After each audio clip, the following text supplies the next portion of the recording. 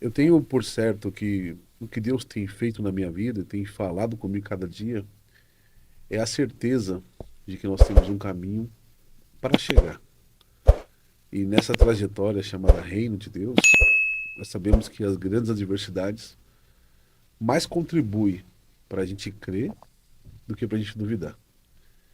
Com todas as dificuldades, nós vemos a mão de Deus. E eu fui chamado ao Senhor em torno de. Tinha 24 anos de idade, a média. E eu era uma pessoa muito perdida em si. Eu conheci um grupo de pessoas que, ao fazer alguns favores, eu acabei me enturmando de uma forma tão terrível Se envolveu, né? que, naquele momento, o mundo para mim era aquilo. E eu vivia muito num lugar chamado Terceira Divisão, Zona Leste de São Paulo, e partilhava, né, com um primo meu que eu ainda tenho ele, de uma vida, assim, muito abusiva.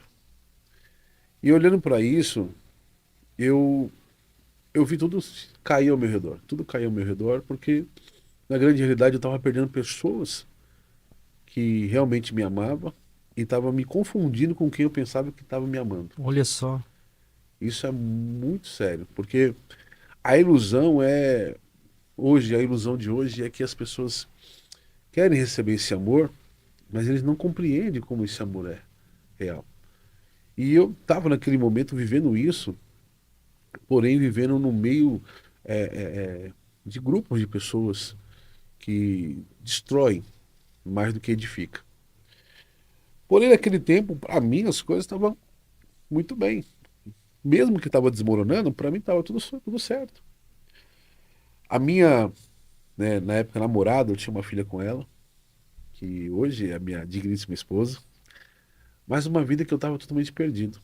E partilhando desse momento, eu perdi um pouco do foco. E perdendo o foco, eu comecei a trilhar esse caminho de escuridão em trevas, onde existiam algumas reuniões, onde existiam julgamentos, e vivia nesse meio, aonde eu vi pessoas muito boas perder suas próprias vidas. Olhando para isso, um dia eu recebi um convite. E esse convite foi: vai à igreja que Deus quer falar com você. Eu muito assim, né? Foi do nada assim? Tipo, foi alguém que parou o senhor? Sim, sim, essa pessoa é até uma prima minha, né? Hoje é uma pastora chamada Pastora Dayana. Olha só. Na época ela era diaconisa e ela chegou em mim e é baixinha, irmão. Baixinha, mas braba. O irmão do E coque? não, não, ela nem usa o É. coque, né? Os baixinhos de hoje não usam coque, não, pessoal. E ela chegou e falou: "Ó, Deus quer falar contigo, Deus quer falar muito com você e Deus tem pressa na sua vida." E eu, assim, meio que, como posso dizer assim, com uma altivez, né? Eu disse para ela assim: olha, marca na agenda que eu tô com muitos compromissos. Porque aquela vida estava E muito boa deixou para mim. Deus pra lá, né? Eu não entendia, na grande realidade, aquele convite, mas como eu estava naquele momento tão bom da vida, Uhum. com certeza eu não era aquilo que eu queria para mim naquele momento. É porque o diabo é muito sujo, né? Ele Exatamente. coloca uma Cria uma ilusão, né? ilusão, Uma né? De ilusão que o bom é o no. mundo, de que o, né? Exatamente. E naquele momento eu fui convidado. Mas eu disse: marca na agenda para mim, porque eu tô com muito compromisso. Coitado de Deus. Diga para Deus marcar na agenda desse cara. Só teve um problema, queridos. Oh, A Jesus. agenda de Deus também funciona. É. E tem a hora, filho. E quando eu estava numa terça-feira em casa, eu tinha um compromisso, 11 horas da noite, na hora que começava as bagunças, né? Eu estava lá em casa e eu falei assim: eu vou dar um pulo nessa igreja dessa minha prima aí. E eu fui. Quando eu cheguei na porta dessa igreja, eu fiquei olhando para essa igreja e falei: eu vou entrar não.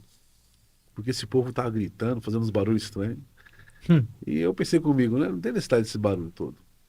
Mas naquele momento, eu abri a porta do carro 3 vezes. Fechei, abri, fechei. E na terceira vez, eu desci, perguntei ao diácono que estava na porta. Eu perguntei: que horas acaba esse culto? Ele falou: 9h30. Eu falei: ah, tá bom, eu vou descer lá. Você chegou antes, bem antes do horário, na. Não, não, cheguei, era quase 8 horas da Ah, noite. tá. E aí eu entrei assim, né, numa descidinha. Na época até o apóstolo Roberto, que era o apóstolo dessa igreja. E eu entrei nessa igreja, fiquei lá no último banco da cadeira. Meus amigos, pensa num cara que tinha um problema muito sério. Não estava ouvindo nada. Nossa. Não tava prestando atenção em nada. Louvores, levanta, senta. E o relógio do lado para ajudar. Sabe quando uma pessoa que não tá na presença de Deus, ela fica olhando pro relógio. Vai Ela É, você embora não tem, já, acabar né? logo esse você não tem culto. um bom entendimento, né? Porque você Sim.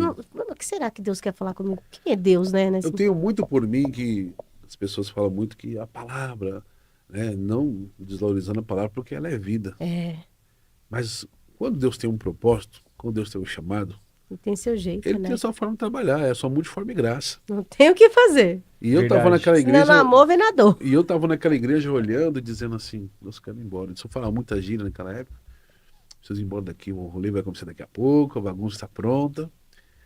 E eu falei, só quero bagunçar. E quando deu aproximadamente 9 horas, quase para acabar o culto, o pregador da noite era um visitante, eu lembro até hoje, chamava Pastor Alexandre, nunca mais ouvi na minha vida. Sim, você vê que foi só pra Foi um falar. instrumento de Deus. Só que naquela época eu estava de uma forma que, ouvindo ele pregar, não entendia nada. Piorou. Quando faltou 10 minutos para acabar o culto, que eu estava todo feliz já para acabar o culto, para eu ir embora, esse pastor fala assim: todo mundo dobra o joelho. Deus quer falar com alguém aqui hoje. Meu Deus. Eu pensei, eu vou dobrar o joelho essa hora.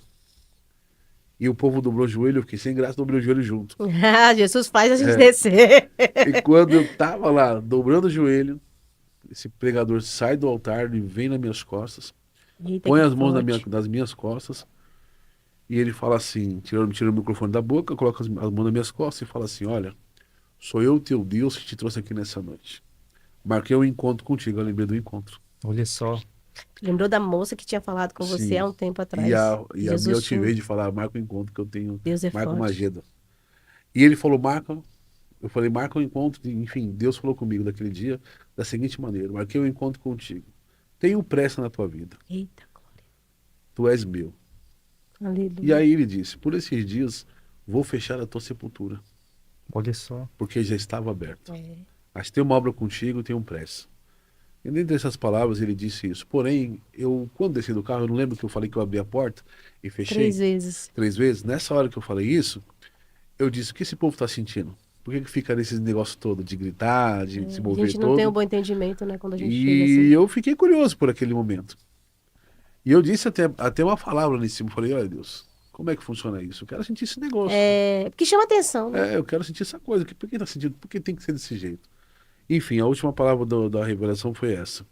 E para saber que eu falo contigo, recebe do meu espírito. Pensei comigo, Como assim, né? um homem todo sujo, cheio de carrapicho, podre, com um pecado assim florescendo. Como que eu posso receber uma coisa tão, né? Aos mistérios. Hoje eu sei que é santo e doce, mas naquela época não. E qual que era o propósito disso? A Bíblia diz que quando o Espírito Santo ele vai entrar numa pessoa, ele vai para limpar a casa. Ele vem para limpar, Sim. adornar a casa. Deixar a casa adornada. Tanto é que Jesus disse que o demônio que sai daquela pessoa, ele passeia, ele rodeia até É. achar uma casa. Ele volta para ver como está a outra, aquela casa que um dia ele saiu. Ele até encontra limpa e adornada, porém vazia. E aonde mora é aí o problema. Então Jesus disse que a casa fica limpa, porque o Espírito Santo entrou em mim aquele dia, e ao repousar sobre minha vida, ele começou a trazer a minha visão de que eu estava fazendo totalmente fora do contexto da vida. E eu comecei a tremer todo, eu comecei me paralisei, comecei a sentir um negócio subindo da perna para a No cabeça. primeiro dia que você foi na igreja? E o primeiro Que dia, forte, né? eu Que coloquei a experiência camiseta na linda. boca assim e falava: meu Deus, que isso?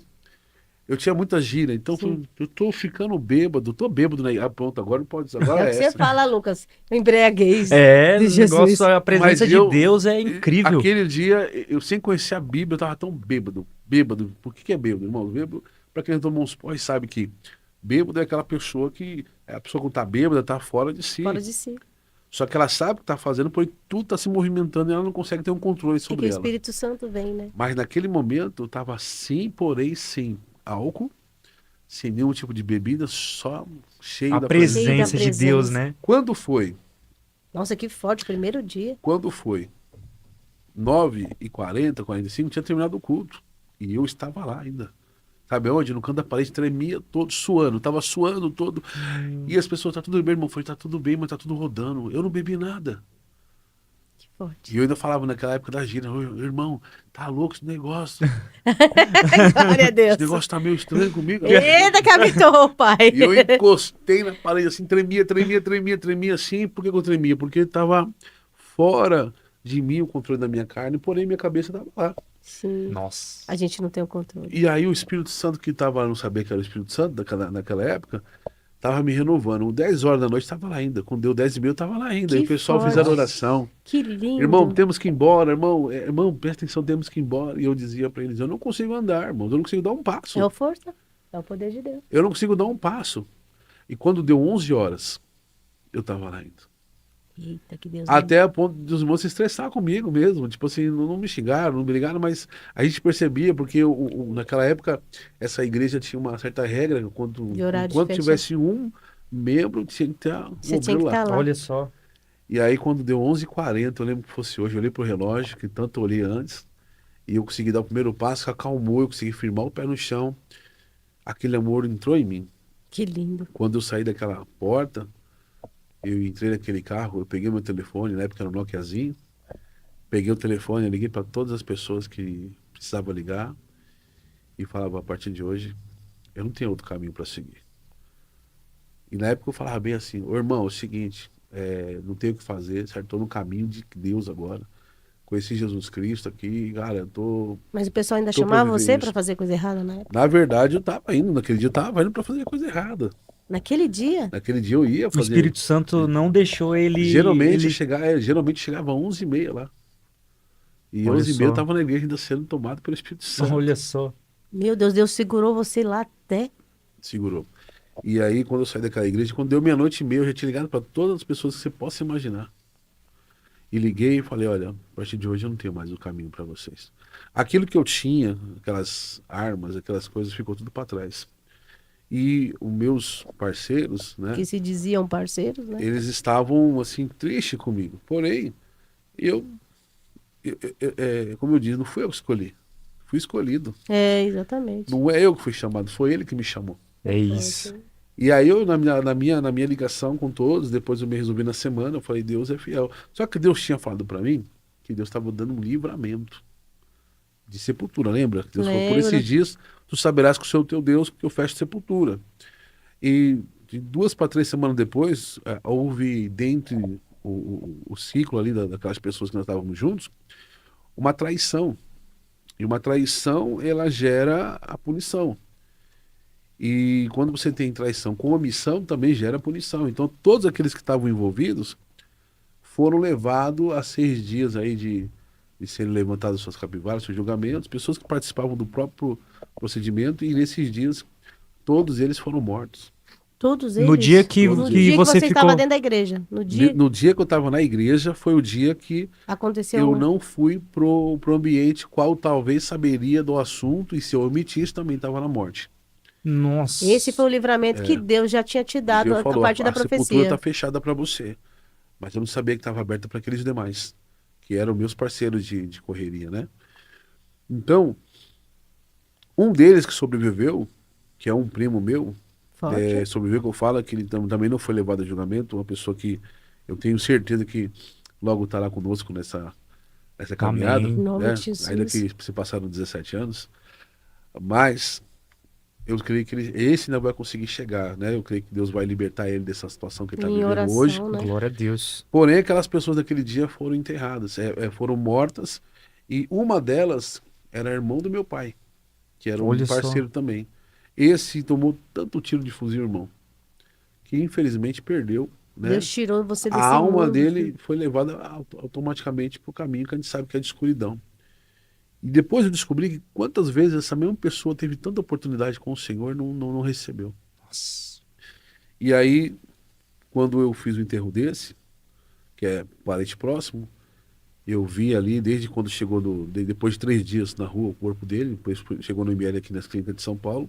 Na Zona Leste não tinha a mesma aparelhagem do IML de São Paulo, então quando chegou uma pessoa que lá de dentro, contato, falou assim, olha, chegou uma pessoa aqui, das características que você pediu para eu identificar caso chegasse alguém diferente. E quando eu cheguei lá, eu fui lá visitá-lo como parente próximo, E eu só reconheci ele pelo relógio e pela unha que ele tinha, porque o resto estava desconhecido. Nossa. Nossa. Deus dizia ali naquele momento, lembra que eu falei, filho? Que eu tiraria você da sepultura para fazer a minha obra? E daí para frente passei a caminhar com Jesus Cristo.